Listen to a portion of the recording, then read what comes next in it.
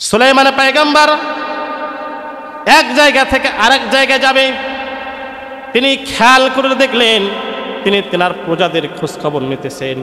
তিনি খেয়াল করে দেখলেন হুদহুদ পাখিটা নাই, কোথাও পাওয়া যাচ্ছে না।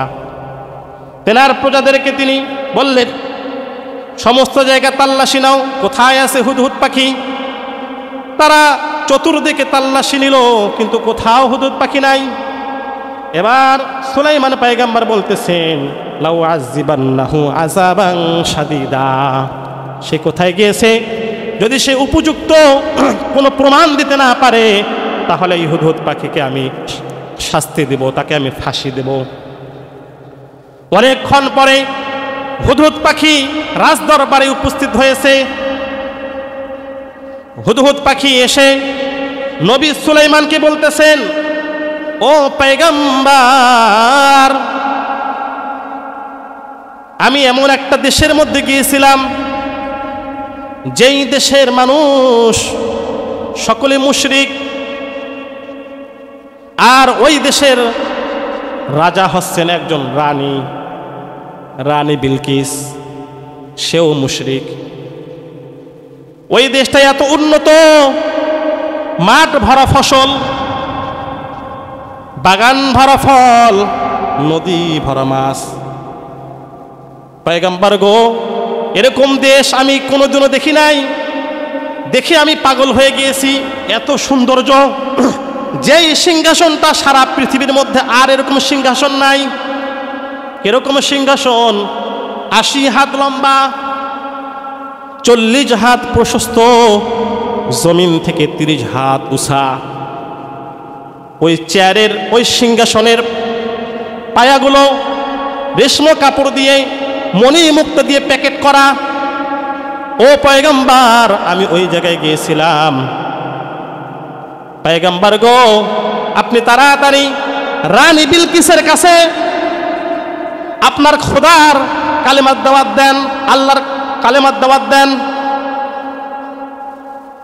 এবার সুলাইমান পয়গম্বর তিনি অন্য এক তেনার প্রজা দ্বারা তিনি খোঁজ নিয়ে দেখলেন, আসলেই ওই দেশে একজন রানী আছে যে মুশরিক, সে এক আল্লাহকে মানে না। এবার সুলাইমান পয়গম্বর কি করলেন? একটা চিঠি লিখলেন। চিঠির মধ্যে আল্লাহ তাআলার দাওয়াত দিবেন। ওই চিঠিটা লেখার আগে তিনি চিঠি শুরুতে আল্লাহ তাআলার নাম নিয়েছেন, বিসমিল্লাহি মাজরিহা ওয়া মুরসাহা ইন্না রাব্বি লাগফুরুর রহিম। আর চিঠির নিচে লিখে দিয়েছেন, ও রানী বিলকিস, তুমি কার পূজা করো? তুমি কাকে খোদা মানো? জড় পদার্থ, গাছপালা, তরুলতা, মাটির তৈরি পুতুল, এরা কখনো খোদা হতে পারে না, এরা কখনো আল্লাহ হতে পারে না, ইলাহ হতে পারে না। ইলাহ তো তিনি যিনি আসমান সৃষ্টি করেছেন, ইলাহ তো তিনি যিনি জমিন সৃষ্টি করেছেন, ইলাহ তো তিনি যে তোমাকে রাজত্ব দিয়েছেন, যে তোমাকে এত সুন্দর করে গঠন করেছেন। ওই ইলাহ, ওই আল্লাহর দাওয়াত আমি তোমাকে দিলাম। এবার ওই হুদহুদ পাখিটা কি করলো? সুলাইমান নবীর ওই চিঠিটা নিয়ে তিনি উড়াল দিল। সুলাইমান নবীর চিঠি নিয়ে তিনি রানী বিলকিসের দেশের মধ্যে চলে গেলেন। যে চিঠিটা রানী বিলকিসের সামনে ফেলাই দিলেন। রানী বিলকিস চিঠিটা খুললেন, খুলে দেখতেছেন চিঠির শুরুতে লেখা আছে বিসমিল্লাহির রহমানির রহিম। আর হুদহুদ পাখি বলতেছেন, ও রানী বিলকিস, এই চিঠিটা আমার পয়গম্বর, আমার রাজা, আমার বাদশাহ নবী সুলাইমান তোমাকে পাঠাইছে। এখনো সময় আছে, তুমি তাড়াতাড়ি মুসলমান হও। যদি মুসলমান না হও তাহলে কিন্তু সুলাইমান পয়গম্বর তোমার খবর করবে। রানী বিলকিস বলে, হায় রে হায়, এই পাখি দেখি কথা বলে, আজব এক পাখি। যে পাখির কথা আল্লাহ তাআলা কোরআনে বলেছেন, কি জন্য বলেছেন জানেননি? হুদহুদ পাখিটা আল্লাহর প্রতি ঈমান আনছে। ওই হুদহুদ পাখিটা নবী সুলাইমানের প্রতি ঈমান আনছে, যার কারণে হুদহুদ পাখির কথা আল্লাহ কোরআনে বলছে, বলেন না আল্লাহু আকবার। এই শুধু কি হুদহুদ পাখির কথা আল্লাহ কোরআনে বলছে? না না না, যেই প্রাণীটা দূর থেকে দেখা যায় না, ওটা দেখতে হলে কাছ থেকে দেখতে হয়। পিপিলিকা, সূরাতুন নামল, পিঁপড়ার নামেও আল্লাহ তাআলা একটা সূরা নাজিল করেছে। কি জন্য নাজিল করেছে জানেননি? পিঁপড়া দল নিয়ে এক জায়গা থেকে আরেক জায়গায় যাইতেছিল। পথিমধ্যে সুলাইমান পয়গম্বর তেনার বিশাল সিংহাসন নিয়ে তিনি যাইতেছিলেন। একটা পিপিলিকা তিনি শব্দ শুনতে পারছে যে সুলাইমান নবী আসতেছে বিশাল সিংহাসন নিয়ে, বড় বড় হাতি নিয়ে। এই হাতি যদি আমাদের গায়ে পড়ে তাহলে তো আমরা তো মারা যাব। পিপিলিকা তার স্বজাতি পিঁপড়াকে ডাক দিয়ে বলে, ও পিঁপড়ারা দাঁড়াও দাঁড়াও, সাবধান হও, ওই যে বড় বড় হাতি আসতেছে, সুলাইমান নবীর সেনা সদস্য আসতেছে, তাড়াতাড়ি গর্তের মধ্যে ঢুকে যাও। বাঁচতে চাইলে গর্তের মধ্যে ঢুকো, না হলে কিন্তু মারা যাবা। এই যে পিপিলিকা তার স্বজাতিকে সতর্ক করেছে বাঁচার জন্য। এই পিপিলিকার কথাটা আল্লাহ তাআলা পছন্দ করেছেন। এই পিঁপড়ার কথাটা আল্লাহ তাআলা কোরআনের মধ্যে আল্লাহ তাআলা দিয়ে দিয়েছেন। সুলাইমান নবী কথাটা শুনতে পারছেন। সুলাইমান নবী ওই পিপিলিকাকে ডাক দিয়েছেন, এই পিপিলিকা আসো, কি বলছো তুমি তাদেরকে? পিপিলিকা বলে, ও বাদশাহ, ও পয়গম্বর, আমার কি ভুল হয়েছে নাকি? বলে, না না, তুমি কি বলছো বলো। ও পয়গম্বর, আমি আমার সহজাতদেরকে সতর্ক করেছি তারা যেন মারা না যায়, তারা যেন নবী সুলাইমানের হাতির পায়ের নিচে না পড়ে। নবী সুলাইমান বলে, ও পিপিলিকা, তোমার এই কথাটা আল্লাহ খুবই পছন্দ করেছেন। এজন্য আল্লাহ রাব্বুল আলামিন বলেন, ও আনফুসিকুম ওয়া আহলিকুম নারা, ও মুসলমানেরা, তোমরা আগে নিজে জাহান্নাম থেকে বাঁচো, তারপর তোমার স্ত্রীকে জাহান্নাম থেকে বাঁচাও, তোমার ছেলে সন্তানকে জাহান্নাম থেকে বাঁচাও, তোমার পরিবার পরিজনকে জাহান্নাম থেকে বাঁচাও, তাদেরকে সতর্ক করো। কি করো? যদি মানুষকে সতর্ক করেন, সংশোধন হয়ে যান, আপনার পরিবারের চিন্তা যদি আপনার মাথায় থাকে, আমার সন্তান কি করতেছে, কি খেলতেছে, কি খাইতেছে, কোথায় যাইতেছে, এটা নিয়ে যদি আপনি চিন্তা করেন, তাদেরকে যদি সতর্ক করেন, তাদেরকে যদি আল্লাহর আযাব থেকে বাঁচার জন্য সতর্ক করেন, তাহলে আপনিও ওই পিপিলিকা যেরকম আল্লাহর কাছে দামি হয়েছে, ওর নামে সূরা নাজিল হয়েছে, আপনি যদি আপনার পরিবারকে আপনি কন্ট্রোল করেন, পরিবারকে যদি আল্লাহর পথে আপনি ধাবিত করেন, গুনার কাছ থেকে বিরত রাখেন, তাহলে আল্লাহ তাআলা আপনাকে জান্নাতের মধ্যে সম্মানিত করবে। বলেন না সুবহানাল্লাহ। সতর্ক করতে হবে, আপনার সন্তান কোথায় যাইতেছে সতর্ক করতে হবে না? রানী বিলকিসের কাছে হুদহুদ পাখি চিঠি আনছেন। রানী বিলকিস তো হতবাক হয়ে গিয়েছে। যেই বাচ্চার কথা পাখিও শুনে, তাহলে ওই মানুষটা তো নিশ্চয়ই কোনো ভালো মানুষ হবে, নিশ্চয়ই কোনো নবী হবে। সাধারণ মানুষের কথা তো পাখি শোনে না। এবার হুদহুদ পাখি যখন কথা বলা শুরু করেছে, রানী বিলকিস যখন চিঠি পড়া শুরু করেছে, রানী বিলকিস এক পর্যায়ে সফরে বার হয়েছেন, সুলাইমান নবীর রাজদরবারে যাবেন, তেনার দাওয়াতে তিনি কবুল করেছেন। এবার রানী বিলকিস কি করেছেন, তিনি তেনার রাজ দরবারের যে সদস্যগুলো ছিল সবাইকে নিয়ে তিনি সুলাইমান নবীর দরবারে যাইতেছেন। নবী সুলাইমান ওইদিকে তার প্রজাদেরকে বলতেছেন, ওই রানী বিলকিস আসতেছে, তাড়াতাড়ি রাস্তাটা সুন্দর করো, স্বর্ণ রূপা দিয়ে রাস্তাটা তোমরা ঢালাই দিয়ে দাও, এবং রাস্তার মধ্যে দুই ধারে দুই সুন্দরী নারী এবং ফুল নিয়ে তাকে স্বাগতম জানাও। আর সুলাইমান নবী বললেন, কে আসো? যেই সিংহাসনের মতো সিংহাসন সারা দুনিয়ায় নাই, রানী বিলকিসের সিংহাসনটা, ওই সিংহাসনটা আমাকে কে এনে দিতে পারবে? একটা জিন বলল, ও পয়গম্বর, আমি পারবো, আমি রানী বিলকিসের সিংহাসনটা আমি এনে দিতে পারবো। সুলাইমান নবী বলে, কতক্ষণ লাগবে? বলে যে আপনি যে বসে আছেন, বসে থেকে উঠা পর্যন্ত যত সময় লাগে, তার আগেই আমি তার সিংহাসনটা আপনার দরবারে নিয়ে আসবো। বলেন না সুবহানাল্লাহ। সুলাইমান নবী বলে, না না না, এই সময়ে কাজ হবে না, আরো অল্প সময় লাগবে। এবার সুলাইমান নবী রাজদরবারে বসেছিলেন একজন মানুষ, মুস্তাহাবুদ দাওয়াত। দেখেন মানুষের দোয়া আল্লাহ তাআলা কত দ্রুত কবুল করে। মানুষ জিনকেও হার মানায়, মানুষ ফেরেশতাকেও হার মানায়। যদি মানুষটা হয় মানুষ, মানুষের তো মানুষ যদি আল্লাহ তাআলার ইবাদত করে। ওই মানুষ বলতেছে, ও সুলাইমান পয়গম্বর, আমি পারবো কত সময়ের মধ্যে?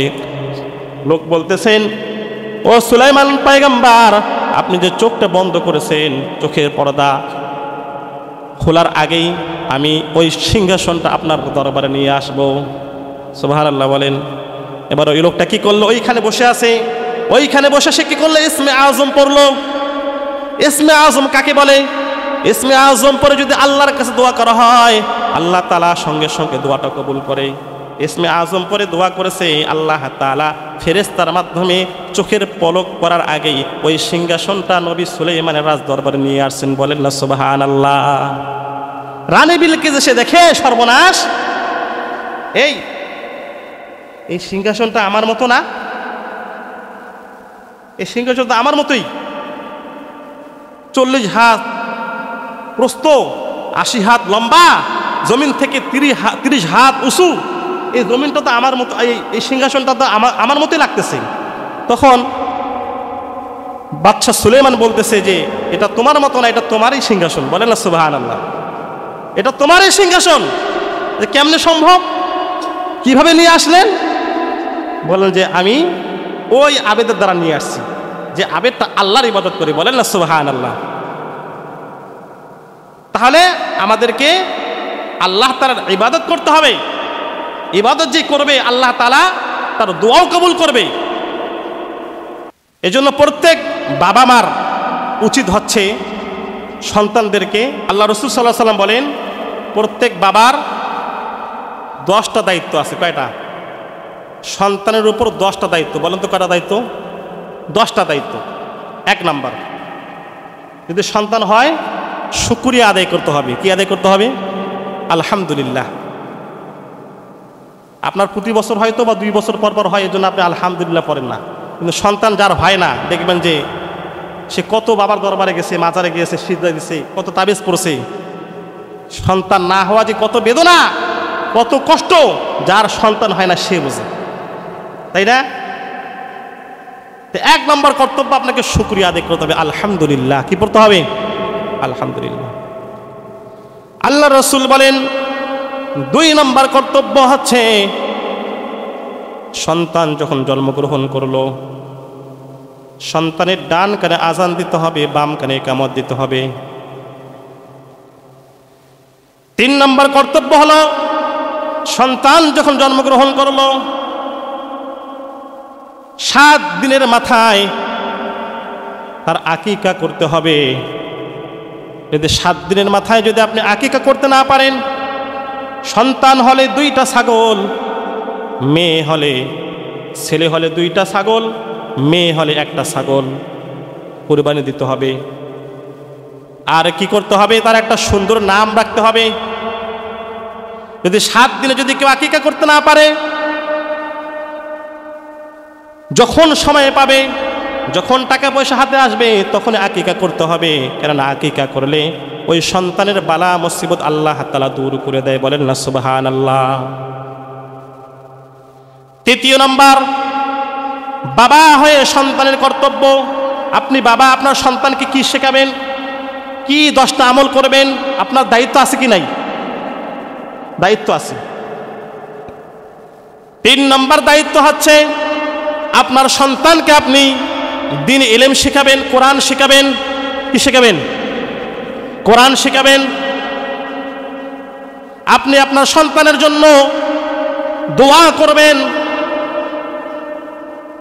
সিজদায় যে আপনার সন্তানের জন্য দোয়া করবেন যে আল্লাহ, আপনি তো আমাকে একটা সন্তান দিয়েছেন, এই সন্তানটাকে আপনি মানুষের মতো মানুষ বানান, এই সন্তানটাকে আপনি ইমানদার বানান, আমার সন্তানটাকে বেঈমান বানাইয়েন না, আমার সন্তানকে মুনাফিক বানাইয়েন না, আমার সন্তান যেন কোনো নারীর আঁচল ধরে টান না দেয়, তাসলিমা নাসরিনের মতো যেন নাস্তিক না হয়, আমার সন্তান যেন গাঁজা না খায়, আমার সন্তান যেন সিগারেট না টানে। বাবা হয়ে আপনাকে সন্তানের জন্য দোয়া করতে হবে। কয়বার দোয়া করছেন আপনি? আপনাকে দোয়া করতে হবে। যেরকম ইব্রাহিম পয়গম্বর দোয়া করে, ওয়াইদ ইয়ারফাউ ইব্রাহিমুল কওয়াইদা মিনাল বাইতি ওয়া ইসমাঈল রব্বানা তাকাব্বাল মিন্না ইন্নাকা আনতাস সামিউল আলিম ওয়া তুব আলাইনা ইন্নাকা আনতাত তাওয়াবুর রহিম।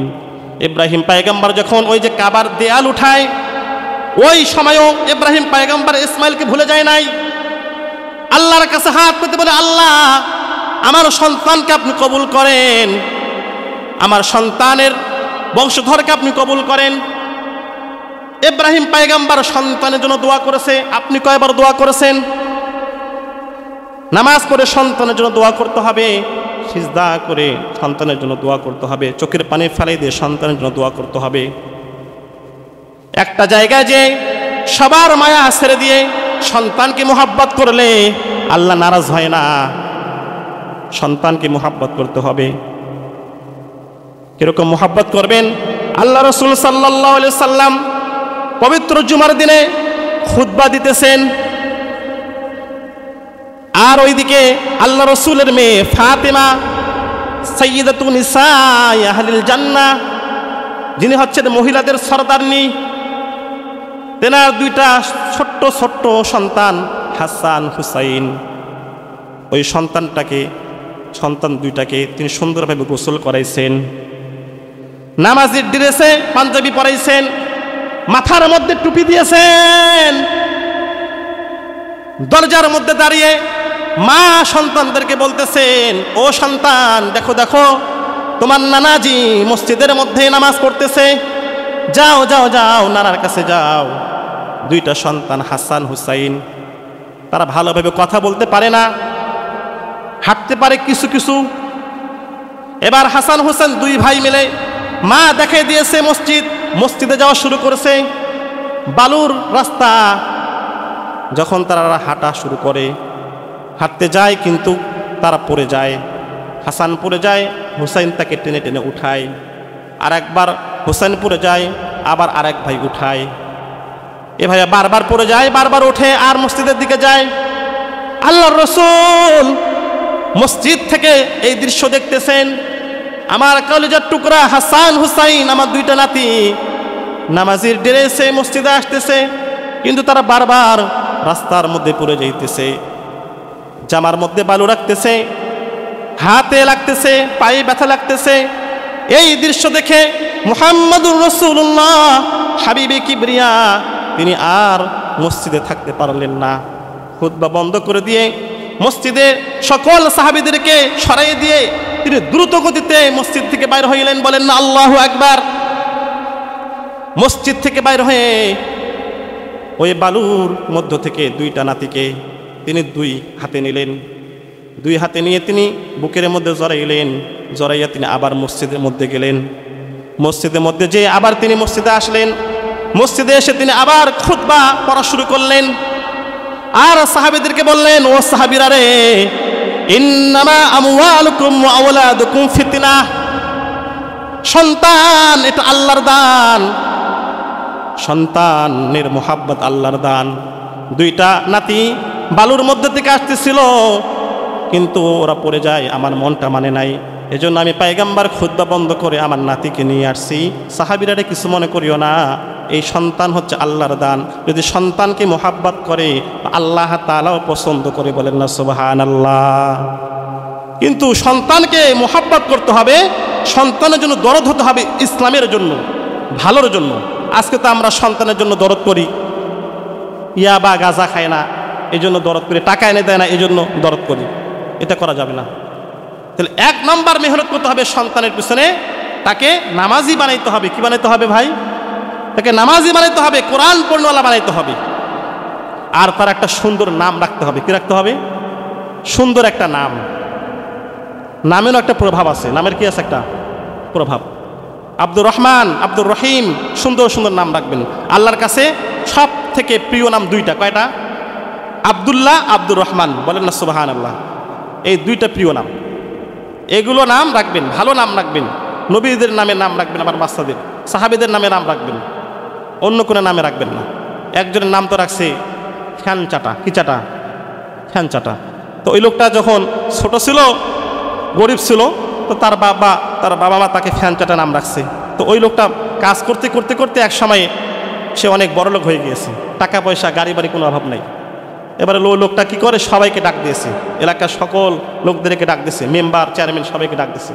ডাক দিয়ে বলে, এই আমার তো এখন কোনো অভাব নাই, টাকা পয়সা গাড়ি বাড়ি সব কিছু তো আছে, কিন্তু আমার একটার অভাব। কি সেটা? আমার নামের অভাব। কিসের অভাব? নামটা আমার ভালো না, ফ্যান চাটা। কি চাটা? এই নামটা পরিবর্তন করতে হবে, আকিকা করতে হবে। কি করা যায়? এবার চেয়ারম্যান পরামর্শ দিছে যে সমস্ত এলাকার লোকদেরকে ডেকে নিয়ে আসো, গরু জব করো, ছাগল জব করো, তাদের খাওয়াও, খাওয়ার পরে আমরা আপনার নামটা পরিবর্তন করে দেব। এবার সবাই আসছে, গরু ছাগল যা পাইছে সবাই একবারে মোসত্তাও দিয়ে খাইছে। খাওয়ার পরে এবার চেয়ারম্যান মাইক হাতে নিছে, মাইক হাতে নিয়ে বলে, এই এলাকার লোকেরা, এই লোকটা সম্মানিত, তেনার টাকা পয়সা ধন দৌলত সব কিছু আছে, কিন্তু একটা জিনিসের অভাব, সেটা হচ্ছে নামের অভাব।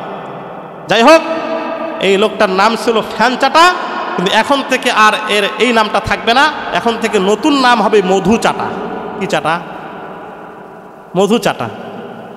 এবার ওই লোকটা মাইক হাতে নিয়ে বলে, হায় রে হায়, আমার গরুও গেল, ছাগলও গেল, কিন্তু নাম থেকে চাটাটা বাদ গেল না।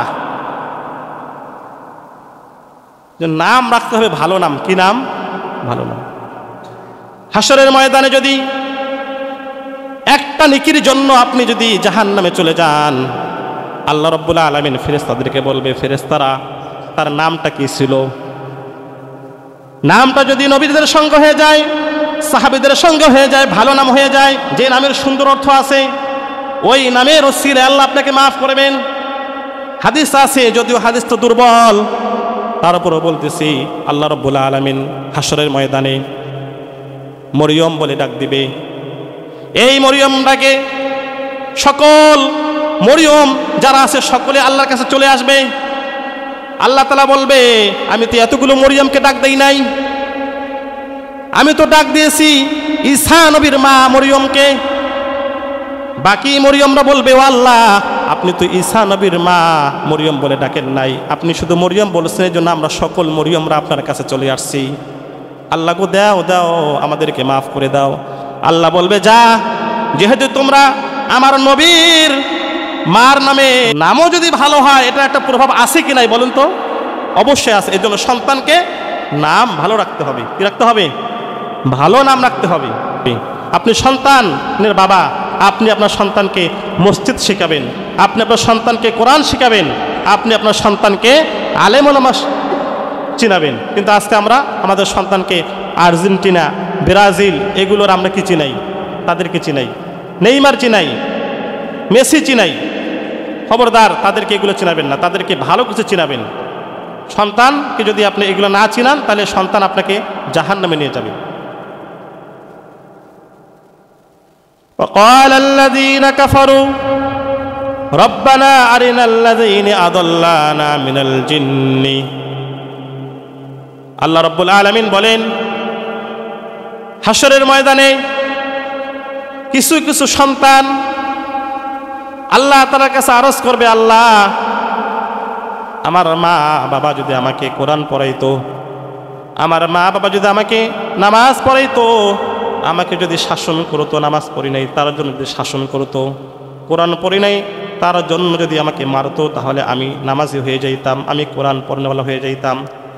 কিন্তু আল্লাহ, যেই মা আমাকে নামাজ পড়ার জন্য, কোরআন পড়ার জন্য শাসন করলো না, ও আল্লাহ, ওই মা বাবাকে তুমি আমাকে আগে এনে দাও, ওই মা বাবাকে আমি নিয়ে তাকে সহ আমি জান্নাতে জাহান্নামে যাব। বলেন না নাউজুবিল্লাহ। তাকে নিয়ে সে জাহান্নামে যাবে। এজন্য মা বাবার উচিত সন্তানকে কোরআন শিখা, সন্তানকে নামাজ শিখা। কোরআন শিখা কি শিখা? নামাজ শিখা। যদি কোরআন যদি না শিখান, তাহলে কিন্তু আপনি ফেসে যাবেন। কি যাবেন? ফেসে যাবেন। ওয়ামান আ'রাদা আন যিকরি ফাইন্না লাহু মাঈশাতান দানকা ওয়া নাহশুরুহুম ইয়াওমাল কিয়ামাতি আমা। যারা নিজেরা কোরআন পড়ে না, তার সন্তানদেরকে কোরআন পড়ার জন্য তাগিদ দেয় না, তাদের জন্য তিনটা শাস্তি। কয়টা শাস্তি বলেন তো? তিনটা শাস্তি। এক নাম্বার শাস্তি হচ্ছে আল্লাহ রাব্বুল আলামিন তাদের জীবন থেকে আল্লাহ তাআলা সুখ কেড়ে নেবে।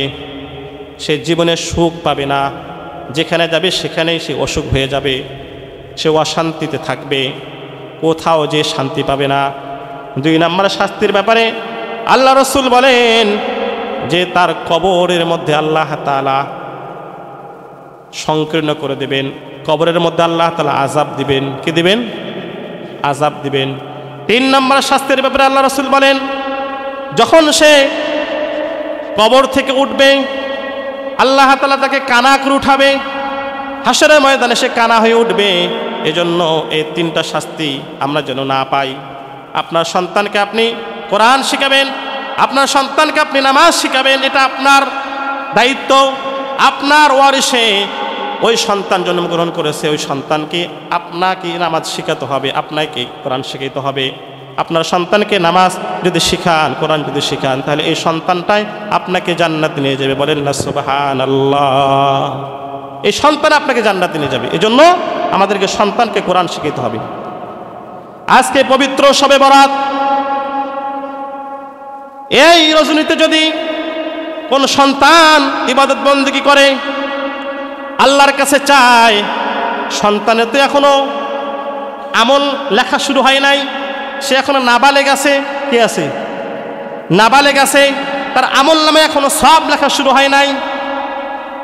আল্লাহ রসুল বলেন ওই সন্তান আল্লাহ আল্লাহ বলে ডাকতেছে, চোখের পানি ফালাইতেছে, কোরআন পড়তেছে, ফেরেশতারা ডাক দিয়ে বলবে আল্লাহ ওই বান্দাটা এখনো আমল নামা লেখা শুরু হয় নাই, তাহলে এই নেকিটা কাকে দেব? আল্লাহ তাআলা বলবেন ওই সন্তানের যে বাবা আছে ওই বাবার আমল নামায় লেখো। বলেন না সুবহানাল্লাহ। ফেরেশতারা বলবে আল্লাহ তার বাবার আমল নামা লিখবো, লিখছি, কিন্তু তার যে মা আছে ওর মাটা সন্তানকে মসজিদে পাঠিয়ে দিয়েছে, সন্তানকে সুন্দর করে পাঞ্জাবি পরাই দিয়েছে। আল্লাহ গো তাহলে ওর মার আমল নামে কি সব লিখবো না?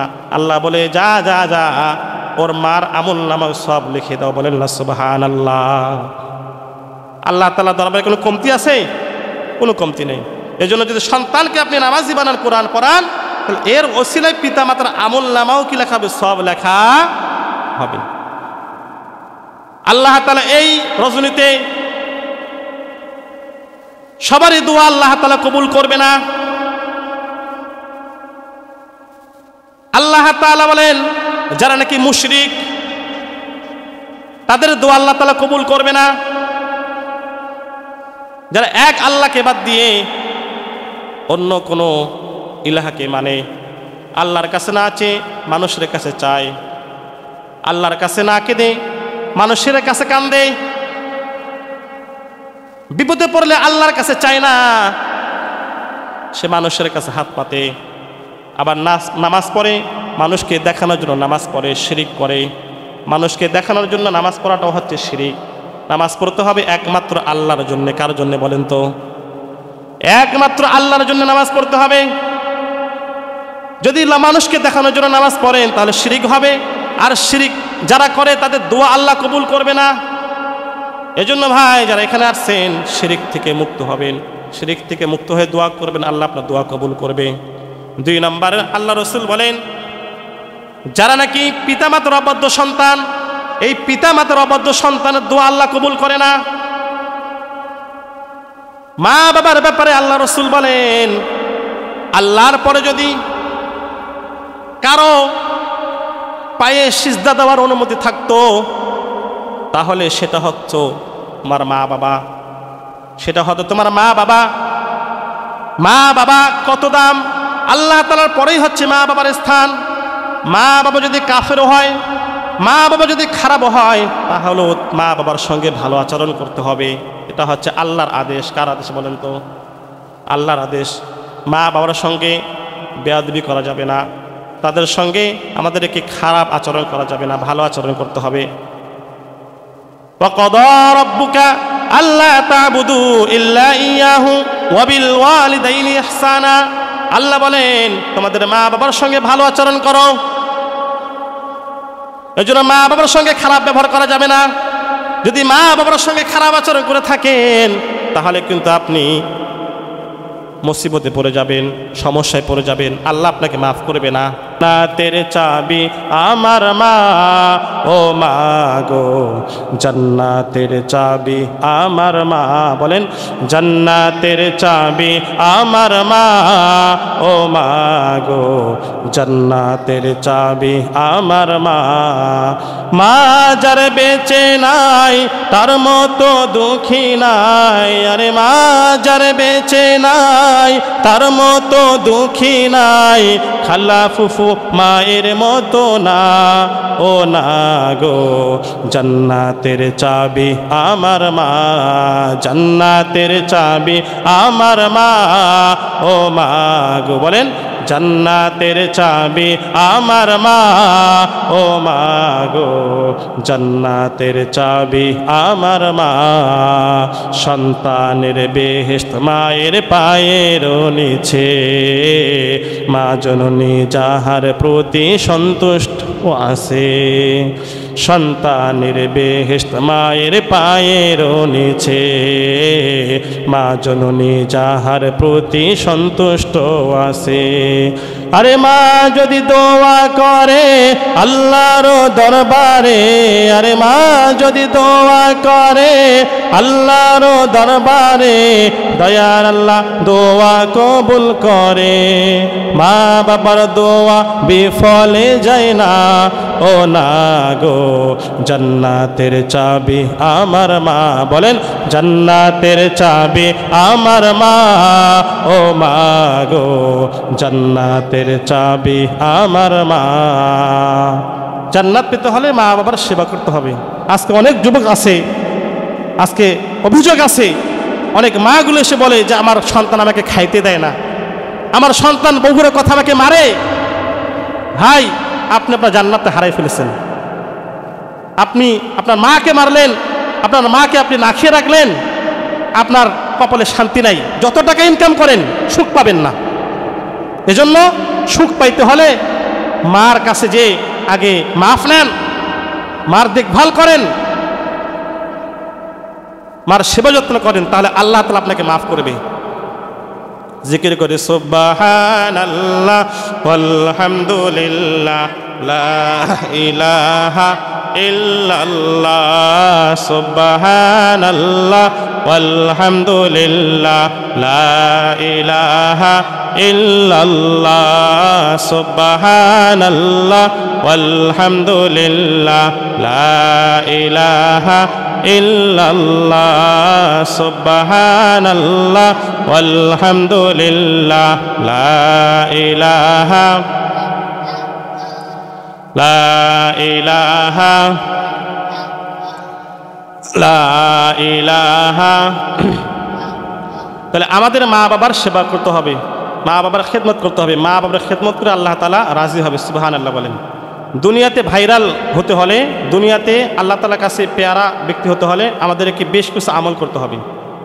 তোর মধ্যে আল্লাহ রসুলের এক সাহাবী, তিনি দুনিয়াতেও ভাইরাল হয়েছে, আখিরাতেও ভাইরাল হয়েছে। দুনিয়াতেও ভাইরাল হয়েছে না, আখিরাতেও কি হয়েছে? ভাইরাল হয়েছে।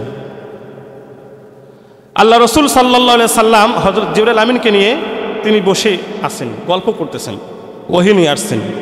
ওই সময়ের মধ্যে আল্লাহ রসুলের খাদেম তিনি গায়ে চাদর দিয়ে মুখটা ঢেকিয়ে সামনে দিয়ে যাইতেছিলেন। তা আল্লাহ রসুল জিবরাইল আমিনকে বললেন, ও জিবরাইল আমিন, আমি আমার খাদেমের সঙ্গে তোমার পরিচয় করে দিই। এই যে দেখো যে চাদর মুড়ি দিয়ে আছে, এ হচ্ছে আমার খাদেম আবু জার গিফারি রাদিয়াল্লাহু তাআলা আনহু। হযরত জিবরাইল আমিন বলতেছেন, ওকে আল্লাহ রসুল, আমি আবু জারকে চিনি। সুবহানাল্লাহ বলেন। মুহাম্মাদুর রাসূলুল্লাহ সাল্লাল্লাহু আলাইহি ওয়াসাল্লাম জিবরাইল আমিনকে বললেন, ও জিবরাইল আমিন, তুমি আবু জারকে কেমনে চিল্লা? সে তো গরিব, তার তো থাকার মতো একটা ভালো বাড়িও নাই, তার পরার মতো একটা ভালো জামাও নাই, তুমি আবু জারকে কেমনে চিল্লা? জিবরাইল আমিন বলেন, ওগো আল্লাহর রসুল, এই আবু জারকে, আপনার এই গরিব সাহাবীকে শুধু আমি চিনি না, আসমানের মধ্যে যতগুলো ফেরেশতা আছে সকল ফেরেশতারাই এই আবু জারকে চেনে। বলেন না সুবহানাল্লাহ। শুধু ফেরেশতারা চেনে না, আপনার পূর্বে যতগুলো নবী রাসূল আসছে সকল নবী রাসূলরা এই আবু জারকে চেনে। বলেন না সুবহানাল্লাহ। আল্লাহর রাসূল তিনি হতভম্ব হয়ে গেলেন। ও জিবরাইল আমিন, কি এমন আমল করতো আমার আবু জার গিফারি, যার কারণে সে এত ভাইরাল হইল, দুনিয়ার মানুষরাও তাকে চিনল, আসমানের ফেরেশতারাও তাকে চিনল, কি এমন আমল করে? আল্লাহ রাসূল সাল্লাল্লাহু আলাইহি ওয়াসাল্লামকে জিবরাইল আমিন বলতেছেন, ওগো আল্লাহর রাসূল, এই আবু জার দুইটা বিশেষ আমল করে। এক নাম্বার আমল হচ্ছে আবু জার চলতে ফিরতে উঠতে বসতে সবসময় সূরাতুল ইখলাস পাঠ করে, সূরাতুল ইখলাস কুল হু আল্লাহ সূরা পাঠ করে, যার কারণে তার আমলনামায় এতগুলো কোরআন শরীফ খতমের সওয়াব হয়েছে, ফেরেশতারা পর্যন্ত চেনে। বলেন না সুবহানাল্লাহ। দ্বিতীয় নাম্বার আমল হচ্ছে আবু জার গিফারি নিজেকে ছোট মনে করে, সর্বদা নিজেকে ছোট মনে করে। এই যে ছোট মনে করে, যার কারণে আল্লাহ তাআলা তার সম্মানটা বাড়িয়ে দিয়েছেন। নিজেকে ছোট মনে করতে হবে, নিজেকে বড় মনে করা যাবে না। আপনি যতই বড় লোক হন না কেন, আপনি যতই শিক্ষিত হন না কেন, যতই ইলম অন্বেষণ করেওয়ালা আলেম হন না কেন, নিজেকে ছোট মনে করতে হবে। যদি কি নিজেকে ছোট মনে করেন তাহলে আপনার দাম আল্লাহ তাআলার কাছে বাড়ে যাবে। বলেন না সুবহানাল্লাহ। আর বড় মনে করলে কিন্তু আপনি অহংকার করবেন, যেরকম অহংকার করেছিল আজাজিল শয়তানকে, মিস্টার ইবলিসকে আল্লাহ তাআলা বললেন, ও ইবলিস, ও সকল ফেরেশতারা, তোমরা আদমকে সিজদা করো। সকল ফেরেশতারা আদমকে সিজদা করলো, কিন্তু ফাসাজাদু ইল্লা ইবলিস আদমকে সিজদা করলো না। আল্লাহ তাআলা ইবলিসকে বললেন, ও ইবলিস, তুমি কেন আদমকে সিজদা করলে না? ইবলিস যুক্তি দেখাইল, খলাকতানি মিন নারি ওয়া খলাকতাহু মিন তিন।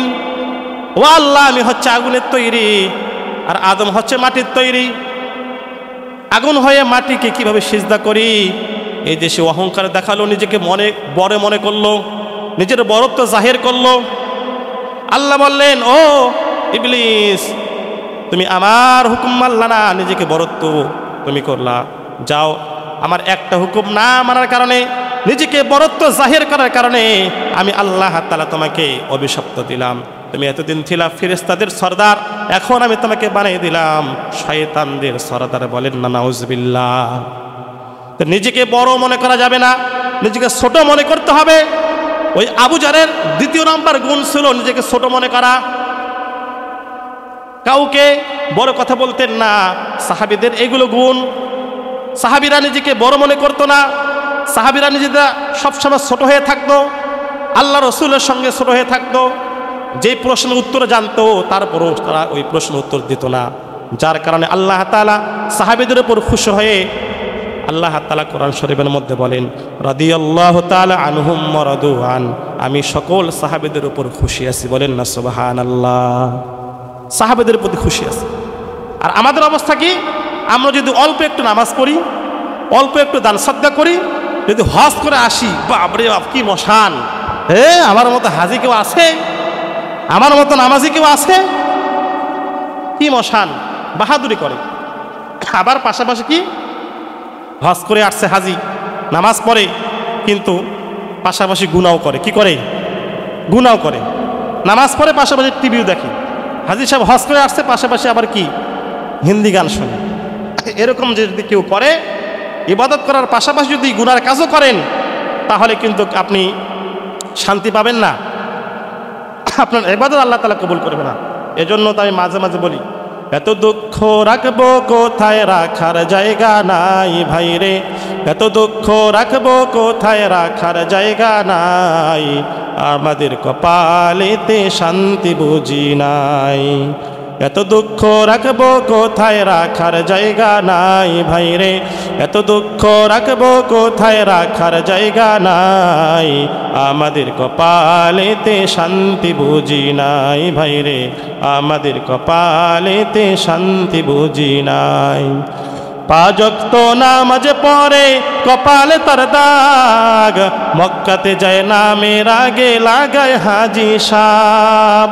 পাঁচ ওয়াক্ত নামাজ পড়ে কপালে তার দাগ, মক্কাতে যায় নামের আগে লাগায় হাজি সাহেব। চা দোকানে বসে হাজি টেলিভিশন চায় ভাইরে, চা দোকানে বসে হাজি টেলিভিশন চায়। হিন্দি গানের তালে তালে পা দুটি নাচায়। এরকম হাজি আছে কি নাই বলেন তো, আছে কি নাই? এত দুঃখ রাখবো কোথায়, রাখার জায়গা নাই ভাইরে। এত দুঃখ রাখবো কোথায়, রাখার জায়গা নাই। আমাদের কপালেতে শান্তি বুঝি নাই ভাইরে, আমাদের কপালেতে শান্তি বুঝি নাই। সুদে ঘুষে জীবন কাটে করে দুর্নীতি, সুদে ঘুষে জীবন কাটে করে দুর্নীতি। এমন লোক হয় যদি মসজিদের সভাপতি। সুদে ঘুষে জীবন কাটে করে দুর্নীতি, এমন লোক হয় যদি মসজিদের সভাপতি। উচিত কথা কইতে গেলে, উচিত কথা বলতে গেলে মোল্লার চাকরি নাই। আমাদের কপালেতে শান্তি বুঝি নাই ভাইরে, আমাদের কপালেতে শান্তি বুঝি নাই। এত দুঃখ রাখবো কোথায়, এত দুঃখ রাখবো কোথায়, রাখার জায়গা নাই ভাইরে। এত দুঃখ রাখবো কোথায়, রাখার জায়গা নাই।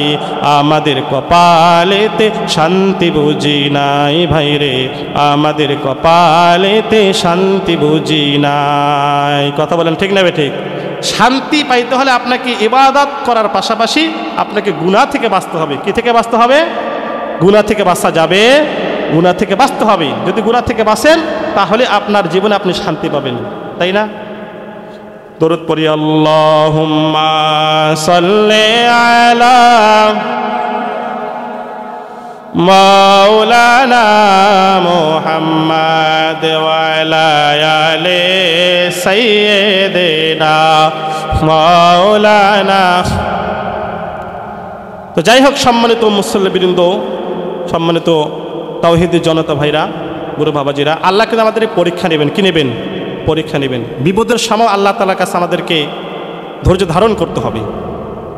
আর আল্লাহ তাআলা তাদের দোয়া কবুল করে যারা ধৈর্য ধারণ করে। কি করে? ধৈর্য ধারণ করে। ধৈর্য ধারণ করে আল্লাহর কাছে ইবাদত করতে হবে।